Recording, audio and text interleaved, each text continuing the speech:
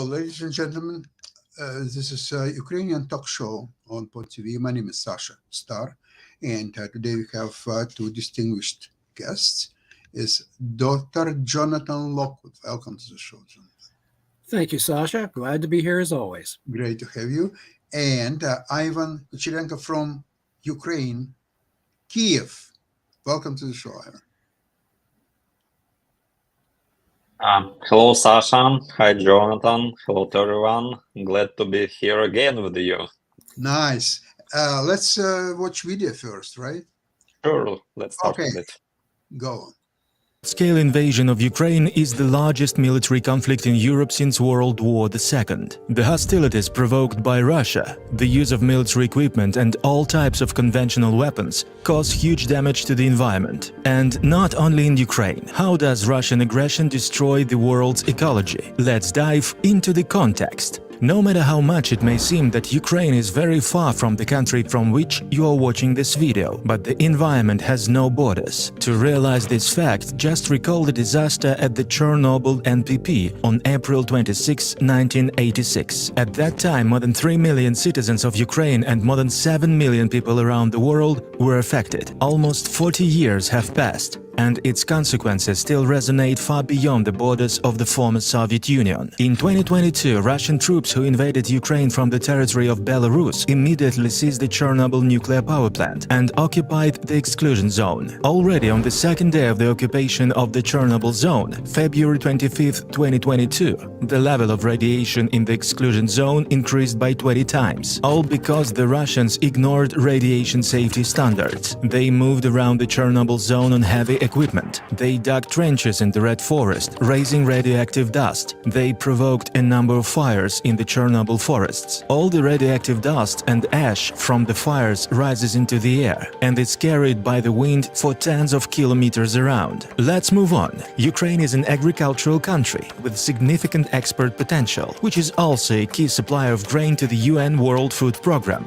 David Beasley, director of the World Food Programme, said at the beginning of the war that if the supply of Ukrainian grain is not restored, the world faces a hungry hell on earth. But to perform the function of a breadbasket, Ukraine needs to freely engage in agricultural activities. Russia deliberately added fertile Ukrainian lands to the list of military targets. Explosives that do not detonate during an explosion remain in the craters in the form of sulfur and heavy metals. In addition, as a result of the detonation of ammunition, chemical emissions occur, leading to acid rains, which then destroy the land and crops. Ukraine still has enough agricultural capacity in the territory far from the front line. However, the aggressor does not stop either, so no one can guarantee the safety of the crops. The Russians are also massively attacking Ukrainian ammunition depots, oil depots, oil refineries, and other chemical industry facilities all over the country. During the combustion of petroleum products, extremely toxic compounds enter the atmosphere,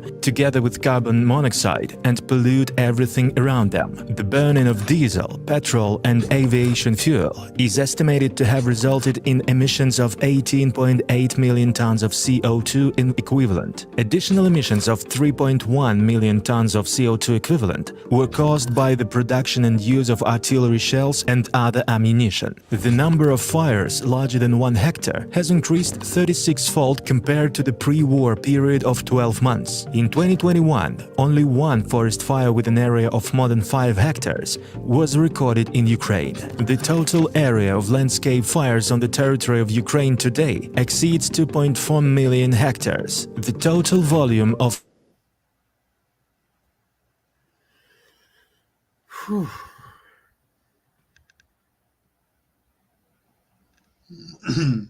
Is there probably the end of the video, or it's interrupted for some reason? Or we have an interruption. For sure. I think Ivan's image is frozen on our screen. He may have an interruption in transmission. Yeah, that's right. He's looking unusually calm. Yeah. Okay, Ivan, we'll give you some time to restore your usual energy and continue. He needs another cup of coffee. Yeah, that would be nice. I've already had 5 caps. Yeah, I'm back. I have a blackout You were here. looking a little too calm. We were getting a little worried. Yeah, but probably they've calculated the location of my house and tried Wonderful. to cut my power Don't grid forget the off, duck. but yeah, they were not succeeded. I have a backup internet connection, so Wonderful. I'm back to you. That's Yeah. great. Well, supposedly, what Russia is demonstrating to the world that all conventional rules about one country waging the horrible war in the middle of Europe, the first such war since the Second World War, and there are sanctions, and Russia defies everything, at least temporarily, I believe, but it still defies. Russian economy is doing fantastically well. They're making money left and right and middle and center and just everywhere. So, Jonathan, are Russia immune to all conventional laws, wisdom, and practice? You would be tempted to think so. However, the Russians are not proving immune to their own logistical failures and shortcomings, and their own propensity for overestimating their own capabilities so Jonathan. far in this war. Hmm. Yes. Well, the truth hurts. But in any case, but the interesting thing is that the Russians, they have been, to my estimation, they have been running a bluff. And then allow me to explain. You recall way back when when Khrushchev was in power in the late 1950s, mid to late 1950s, and the Soviet Union first developed in 1957, launched its first intercontinental ballistic missile. Now, the Soviet leadership, especially Khrushchev, hailed this as a significant development because it made the United States vulnerable to nuclear attack for the first time, clearly, without having to rely on one-way attacks by bombers. But Khrushchev went further than that. He began to state in his imply that the Soviet Union was turning out ICBMs like sausages, producing large numbers of ICBMs, and they would produce even more unless the West were more accommodating in its foreign policy. And interestingly enough, fortunately, we had a counter. We had the U-2 spy plane overflights. We were overflying Russia, the Soviet Union, and we eventually discovered that, as President Lyndon Johnson would later say, we were harboring fears that we did not need to harbor. And because, in fact, the Soviet Union by 1960 had exactly six ICBM launch sites. They were all above ground, and it was estimated that they would take about a day to prepare for launching. So in theory, in an event of a nuclear war, we could have taken out those 6 ICBMs with our bomber force because it was too clumsy. But in essence, what Khrushchev was doing, he was running what we call strategic bluffing. He was, in poker terms, he was bluffing with a weak hand and trying to pretend that he had a more powerful hand than he actually had. And so, interestingly enough, when you start seeing and listening to the various statements that Putin and the Russian leadership have been making about their own nuclear arsenal, on the surface, yes, they're technically, according by sheer numbers, they have the largest nuclear arsenal in the world, but it is not larger than than the U.S. and all the NATO allies put together. It outnumbers the Russian arsenal, which is not pointed out very often. And the Russians have been making these great speeches and so forth about being able to threatening to devastate numerous areas in the West, what the areas they'd be able to take out. And they have been essentially doubling down on their perceived number one position of a nuclear arsenal. However, we have also noted that the Russians spend a great deal less funding on their maintenance of their nuclear weapons. We know that they spend a lot less. And the United States, by contrast, spends a great deal of money on making sure that all of our nuclear weapons work as designed. So there is a high likelihood that the Russian nuclear arsenal, that significant portions of the Russian nuclear arsenal may not even work as designed. And so they are essentially in a position of a poker player who is bluffing with a modest stack of chips and a weak hand. So that is why that is why I contend that the Russians fear more than anything else, even though they don't want to directly admit it, they fear the potential of American technology operating in concert with NATO to neutralize the one thing that makes Russia a great power, their nuclear arsenal. And this is very significant. Right now, they are wielding the perceived superiority of their nuclear arsenal, and right now it's mostly talk. They're bluffing with a weak hand. They are hoping to intimidate the West into abandoning Ukraine, which is not going to work. Given the fact that the Ukrainians are acquiring the weaponry, admittedly in a haphazard and unorganized fashion, not planned, they are getting the tools that they need to construct a very coherent and solid defense within Ukraine, and also they have the potential, which I assess personally, will take place within the next 2 to 3 months, where Ukraine will be in a position to deliver a decisive counterstroke within the theater. I would say, Zelensky has been hinting that Crimea would be a very significant target in the coming months. Now, he hasn't come out and said it yet, but there are indications that Ukraine has a significant operational surprise in store for the Russians. Well, I would like to ask Ivan, what do you think about, I don't know if you read the social poll by well-known Ukrainian specialist with the name of Vladimir Paniotto. I read it yesterday in Ukrainian Pravda. And what's interesting here is that he's a specialist in the public opinion and he brings some numbers, which I found incredible. It shows that the resolve of Ukrainians to resist actually grew from, for example, from April 22 to February of 24.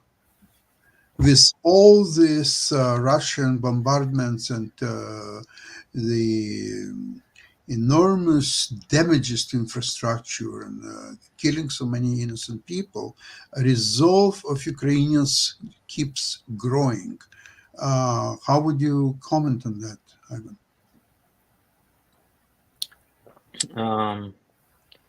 Actually, Ukraine currently is in a pretty tough situation without the aid of United States, and with those delays we actually can see by the recent missile attacks on Ukraine that I've analyzed myself, that the percentage of the intercepted missiles become lower, and probably it's related to the lack of the air defense missiles, especially to Patriot systems, and of course without such aid we will not be able to defend ourselves. Of course, currently Ukraine is building the fortification on the front lines and behind the front lines, and Russia pays the very high price for their attacks. They've recently launched the biggest tank attack near Avdiivka when they've thrown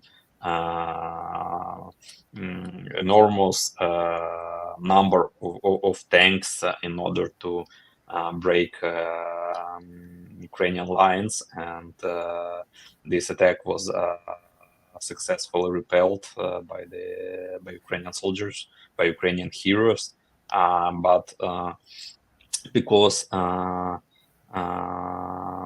in official information we don't see any information regarding the casualties. We don't know which price paid Ukrainian army for repelling this attack.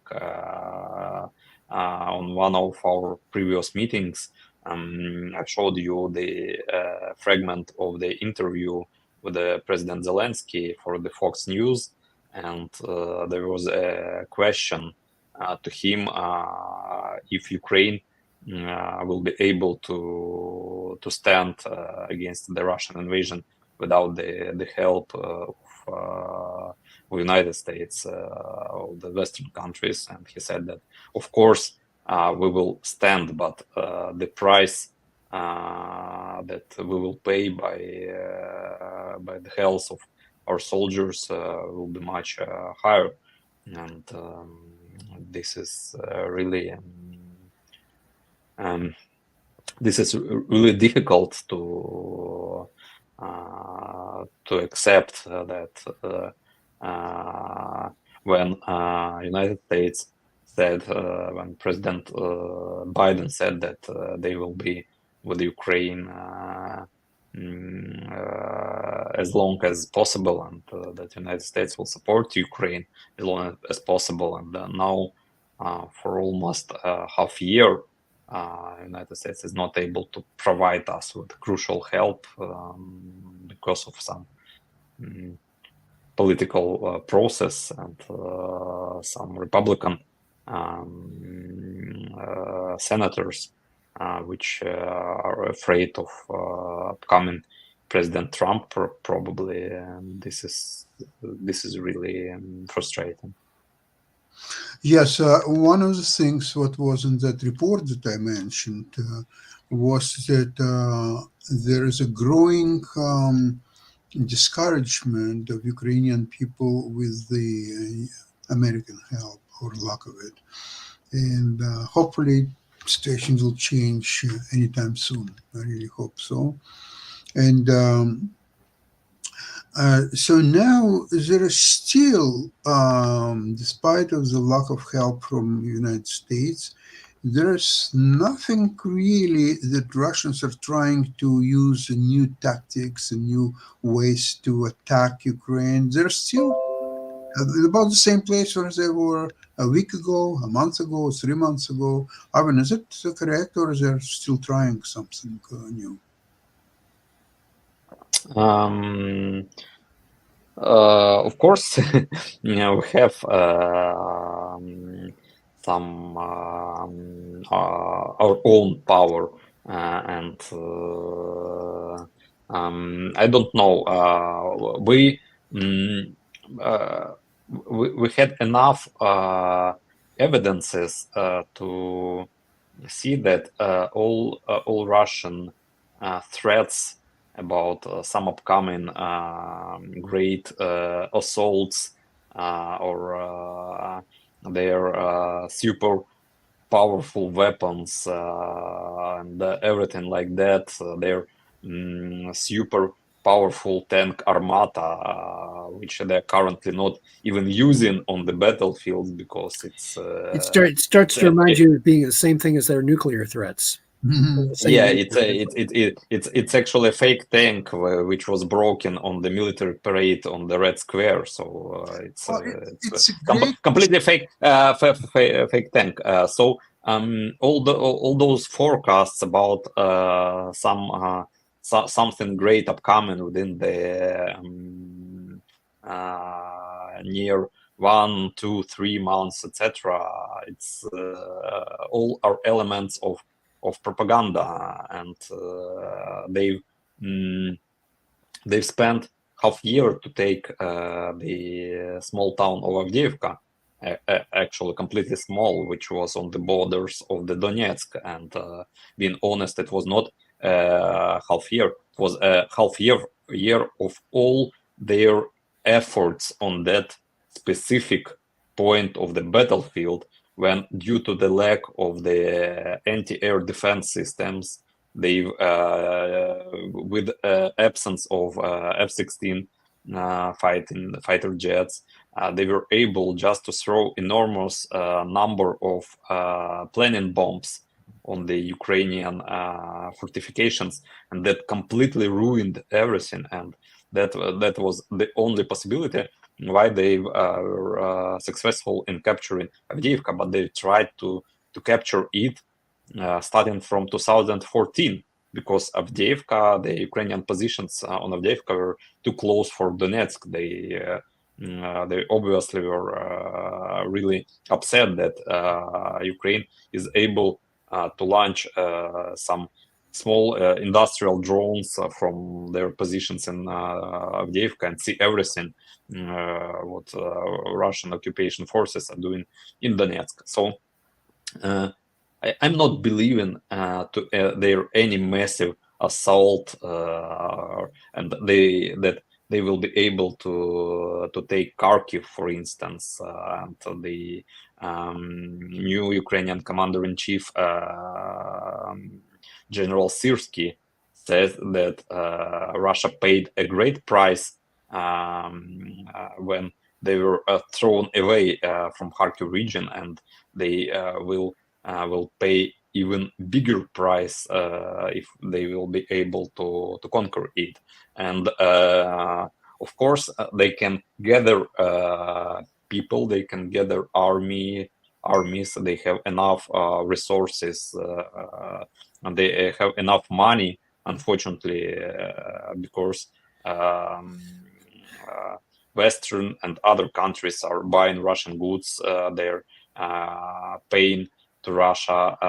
American companies, some American companies are continuing to do business in Russia, and they're paying taxes in Russia as well. So they have enough money to pay to their recruits, to pay to people, because the majority of Russians, they consider this war as opportunity to earn some money, which they will never be able to earn on any work in Russia.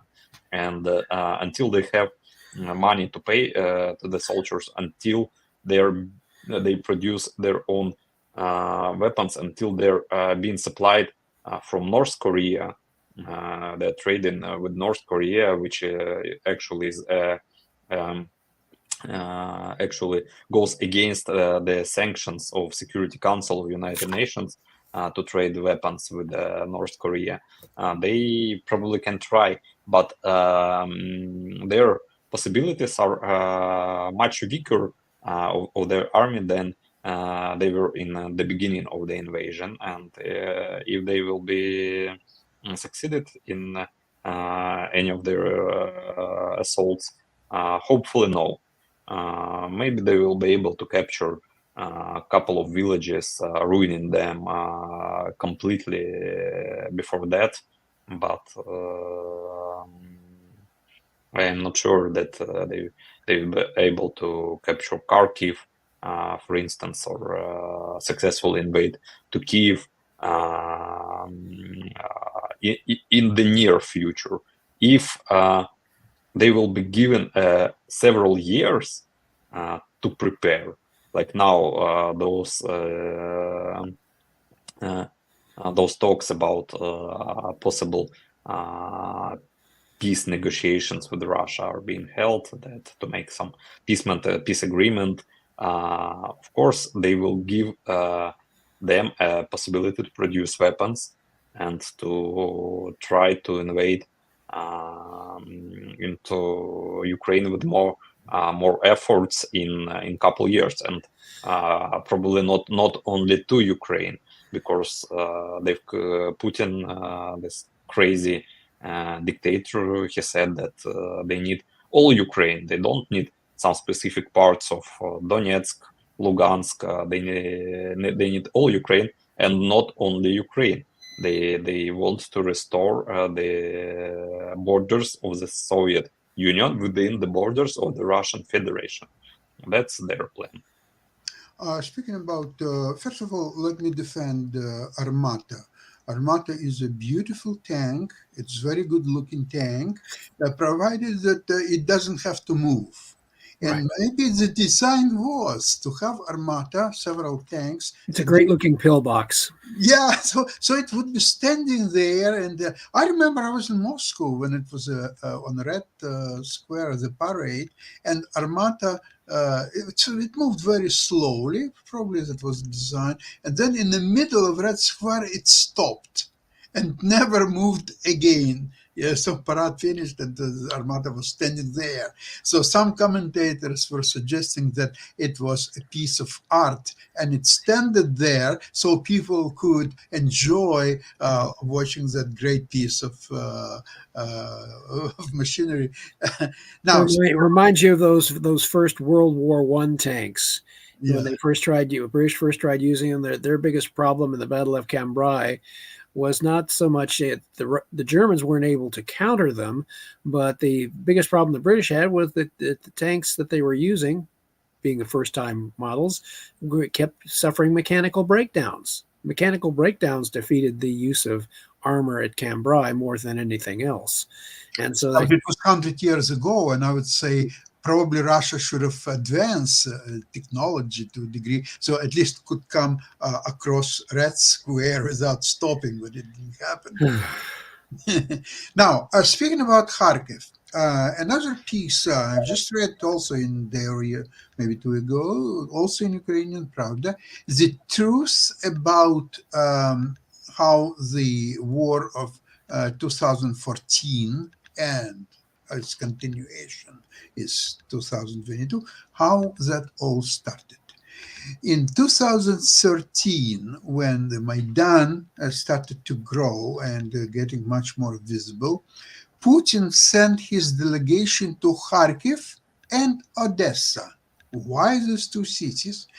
He had at that time the concept of Levoberezhna Ukraine, so the left bank, anything left from the Dnipro bank would go to Russia eventually. But first, he wanted to create concept of Novorossiya. Novorossiya means a new Russia, so which would be from Kharkov to Donetsk, Lugansk, and so on, all the way to Odessa. So then, once Malorussia would be joining Russia one way or another, then he could continue on to Moldova and then, of course, Western Ukraine, and so on and on. But the first concept, see, Western Ukraine still was some kind of a, in his perception, was a different animal from Malorussia or Novorossiya, it doesn't matter which way we want to call it, because Novorossiya, he was saying that it was always part of Russian Empire. The Catherine the Great, she owned this land, and people speak Russian, they don't need Ukrainian language, and we will embrace our brothers and sisters, and they will become Novorossians, like new Russians. Now, what's interesting is that his plan didn't work out, neither in Kharkiv nor in Odessa, because both cities are indeed more predominantly Russian-speaking, and that's where he thought he would get a great support. It did not happen. So, as it played ago, and the Maidan was, all the story of Maidan. I don't want to repeat it here. He changed now from like a long planning, Novorossiya. He became focused on one thing, Crimea. He thought, okay, it's all debatable, the Novorossiya concept, Kharkov, Odessa, it's too complicated. Crimea, that's where we should focus on. The people speak Russian, of course, in Crimea predominantly. Furthermore, in Sevastopol, there was a military base and Black Sea Fleet of Russia. So, furthermore, there were even more reasons to take over Crimea. So, what Putin did, he very carefully prepared the operation of taking over control of Crimea. And because of several reasons, Western countries sort of, they were not paying that much attention to that. And when it happened, it was too late to react because nobody could, well, are you going to send NATO to fight for Crimea? It's highly unlikely. So that basically became a factor. And when Putin assured himself that, okay, he can go, he can take a piece of territory, there is no punishment of any kind, there is no problems of any kind, so you can go farther. Not right away, because at that time, when Poroshenko was in power, there were things were sort of things like were swallowed by Ukrainians to high degree, and then was Minsk I and Minsk II possible agreements, and finally when Zelensky became president, his approval rating was very, very high, and he felt that neither Minsk 1 or 2 or 45 or whatever it might be is not going to work, and he rejected that, and that led Putin to understand that Ukrainian question is not as simple as he thought, with Novorossiya project and Crimea project. So that's becoming kind of a, and that what very unexpectedly Putin did, he offered to the West an ultimatum to go back NATO. You go back to the borders of 1997. Do it right away. And Ukraine was not part of that rhetoric at the time. So what was the most incredible thing is that when NATO, of course, wouldn't even discuss that proposition, he amassed enough armies to invade Ukraine on February 24th of 2022. And so the Ukraine, in a way, in the eyes of Putin, is paying for a refusal of the West to agree to Putin's ultimatum. Jonathan, how does it work in your opinion? I've been sitting here waiting to field the grenade. Okay, come on. It's my turn, Ivan. You can relax for right now. I've got this one. All of your foregoing discussion illustrates the importance of the Crimea as the strategic center of gravity of this entire war. Ukraine has been quite correctly concentrating on destroying the Russian Black Sea fleet and reducing its effectiveness and driving it away, and doing the very best it can with what resources it has to stall Russian progress.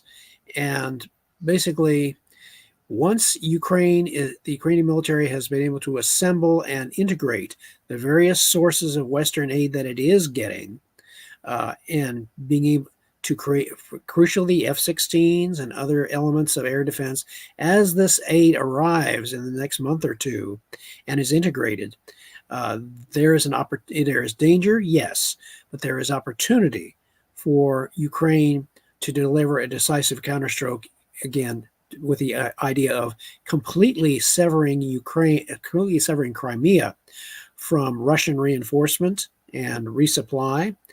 And once that is done, once the Kerch Bridge has been thoroughly made useless and unable to support any kind of resupply, destroy any efforts of the Russians to construct a railway to try to resupply their forces in Ukraine, if those two efforts are successful, and the Ukrainians are able to successfully isolate Crimea, then they can use their strategic reserves and their technological superiority in gaining air superiority over Crimea and being able to successfully retake the Crimea by being able to attack isolated Russian occupation forces. Once that occurs, Russia will have been a highly visible and decisive operational defeat, which will not only, I predict, greatly strengthen the resolve of Western nations to continue supplying Ukraine and accelerate their resupply of Ukraine and reinforcement. But also, it will be a very highly discouraging development for the Russian people, because they will not be able to disguise the fact that they've just lost Crimea again. And once it's cut off, and that will deal a heavy psychological blow not only to Putin's own schemes for restoring the Russian Empire, but it will be a very big step forward towards Ukraine eventually be able to negotiate a peace on its terms, not on Russia's. Well, I in just history, just wanted to add, Sasha, to your words and to Jonathan. There are several opinions why Putin invaded Ukraine, why he started this war. Someone says that Russia needs Ukrainian resources like large deposits of minerals, of oil, and other stuff, but they have their own large deposits of resources in Siberia, for instance, and others say that they need Ukrainians as labor, as soldiers, because, for instance, during the Second World War, the majority of successful Russian Soviet commanders, they were Ukrainians. Ukrainians are just more gifted soldiers than the Russian ones, and this is a great demographic resource for them. There is another opinion that they need Ukrainians as members of the Russian Orthodox Church, because without Ukrainians, the numbers of members of the Russian Orthodox Church in Russia would be so low, because in Russian Federation there are more people who are Islamic, that without Ukrainian members of the Russian Orthodox Church, the Russia would not be able to call themselves as Orthodox country, just because they have majority of Islamic they would population become in Islamic Russia. country by default. Yeah, but in my opinion, the only reason why Russia invaded Ukraine, why they invaded Crimea, why they invaded Donetsk, Luhansk, why they wanted to capture Kharkiv, Dnipro, and other Ukrainian people, is because of the Ukrainian military and weapons producing industry. Because all those towns and industries were part of the combined Soviet weapon production system. And in Kharkov, for instance, there is the largest tank producing plant. They produce tanks engines. Probably that's the reason why their armata is not working, because they require the tanks engines from Kharkiv. When they've captured Luhansk and Donetsk, first of all, they've seized and moved to Russia all the military facilities of all the weapon productions, which allowed them to construct highly efficient REBs, radio electronic systems, which are being quite successful against the drones and the communication on the battlefield. In Zaporizhia, for instance, there is a company, Motor Sich, which produces the engines for the Russian battle helicopters. In Dnipro, there is Yuzhmash, which produce the rocket engines and engines for the intercontinental ballistic missiles. So they just require to get back the those components of weapons manufacturing, because without them they will not be able they will not be succeeded in producing the weapons to confront NATO and United States in future, because all other reasons, they are just the secondary ones. In my opinion, the primary one is the reason behind the weapon manufacturing. Yes, Ivan, it's very good analysis, and I would just add that if indeed Ukraine would join NATO, according to Putin, then NATO would become a beneficiary of all this military complex of Ukraine. And among secondary reasons, I have one very important, and it may become even not secondary, but the primary reason is Ukrainian girls. I think this is also very important consideration. But anyway, on that note, I would like to thank you both for a very good program today, and looking forward to see you same place, same time on Friday. Thank you very much, and Slava Ukraini. Героям слава. Thank you. Bye-bye.